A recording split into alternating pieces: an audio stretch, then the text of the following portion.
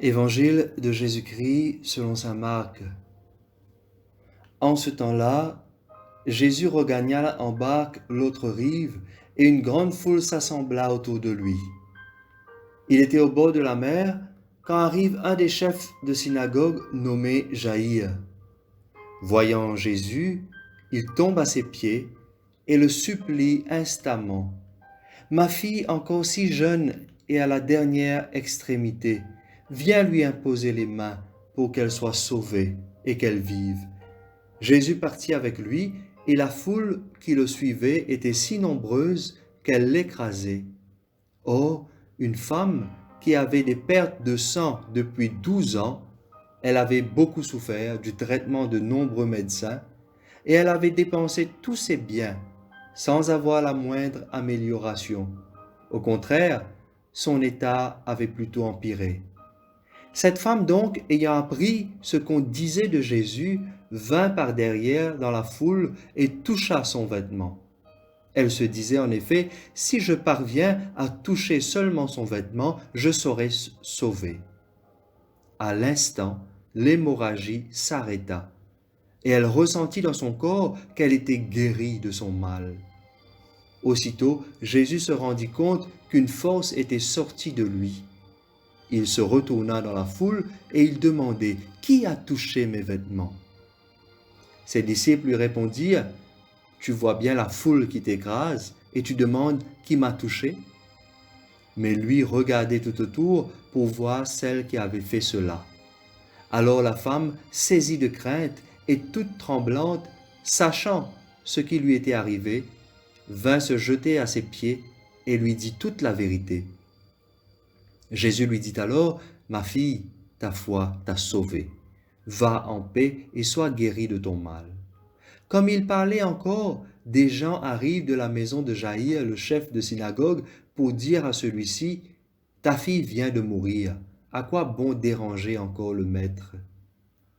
Jésus, surprenant ces mots, dit au chef de synagogue, « Ne crains pas, crois seulement. » Il ne laissa personne l'accompagner, sauf Pierre, Jacques et Jean, le frère de Jacques.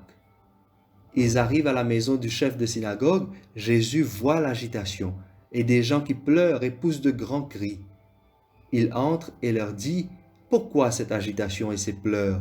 L'enfant n'est pas morte, elle dort. » Mais on se moquait de lui. Alors il met tout le monde dehors, prend avec lui le père et la mère de l'enfant et ceux qui étaient avec lui. Puis il pénètre là où reposait l'enfant.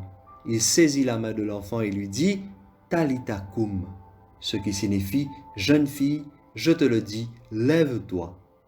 Aussitôt la jeune fille se leva et se mit à marcher. Elle avait en effet 12 ans. Ils furent frappés d'une grande stupeur et Jésus leur ordonna fermement de ne le faire savoir à personne. Puis il leur dit de la faire manger. Acclamons la parole de Dieu.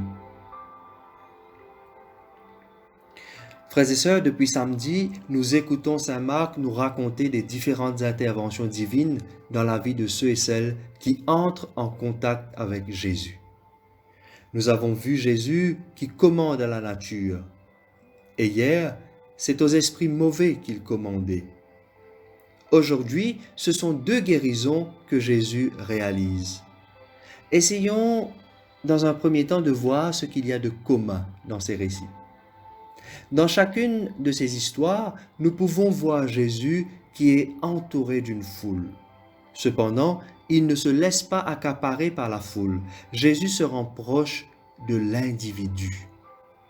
Loin d'être attiré par les acclamations, par une foule qui sans doute voyait en lui un faiseur de miracles, Jésus se fait proche de celui qui reconnaît en lui ce qu'il est profondément. Pas uniquement un guérisseur, un faiseur de miracles, mais le Fils du Dieu Très-Haut, comme l'exclamait hier le possédé. La première qui est guérie ce matin est cette femme qui perd continuellement du sang et qui par conséquent est incapable d'enfanter.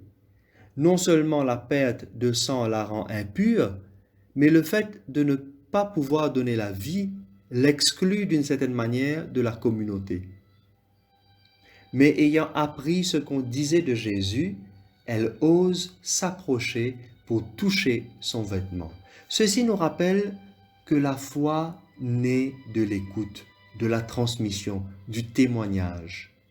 Elle qui a seulement entendu parler de Jésus, elle ose croire qu'elle sera sauvée rien qu'en le touchant. Demandons-nous, chers amis, si nos paroles, notre témoignage peuvent faire naître la foi chez les personnes que nous rencontrons. Deuxièmement, nous pouvons voir ce matin que nos actions, nos choix impliquent forcément des conséquences. Dans l'Évangile, nous voyons deux démarches. D'abord, celle de Jaïr, qui prend l'initiative de venir chercher Jésus pour qu'il guérisse sa fille. Et ensuite, nous voyons cette femme qui avait des pertes de sang, qui d'elle-même prit l'initiative de franchir les interdits pour toucher Jésus. En choisissant de venir à la rencontre de Jésus, la vie de ces deux femmes est transformée. Elles quittent le monde de la maladie et de la mort et sont restaurées dans leur rôle au sein de leur communauté. En venant à Jésus, celle qui avait des pertes de sang bénéficie de son pouvoir divin qui la rend capable de garder le sang et la rend de nouveau féconde. Chers amis, la fécondité de l'Église, de nos familles, des consacrés dans la vie religieuse est rendue possible et abondante quand nous faisons le bon choix, quand nous choisissons les bonnes actions. Et le bon choix aujourd'hui, comme demain, comme hier, c'est d'imiter Jaïr, d'imiter cette femme malade pour entrer en contact avec Jésus.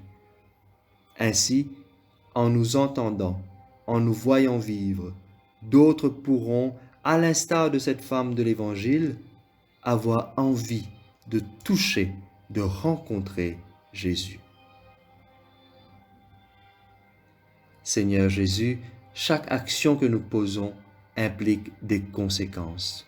Aide-nous à faire le bon choix, de sorte à te rencontrer et ainsi continuer à être fécond et donner aux autres le désir de te connaître, toi, le vivant, pour les siècles des siècles. Amen.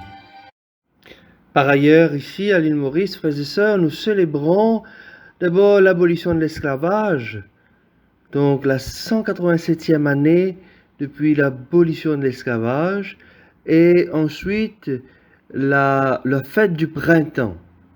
Donc nous souhaitons une très bonne année, Kongsi Fak Choi, à tous nos compatriotes de la communauté sino-mauricienne et à tous ceux et celles qui célèbrent la commémoration de l'abolition de l'esclavage. Deux célébrations, deux cultures, mais un seul peuple. Alors que le Seigneur puisse, encore une fois, nous donner de vivre dans l'unité et la paix. Bonne fête à vous tous.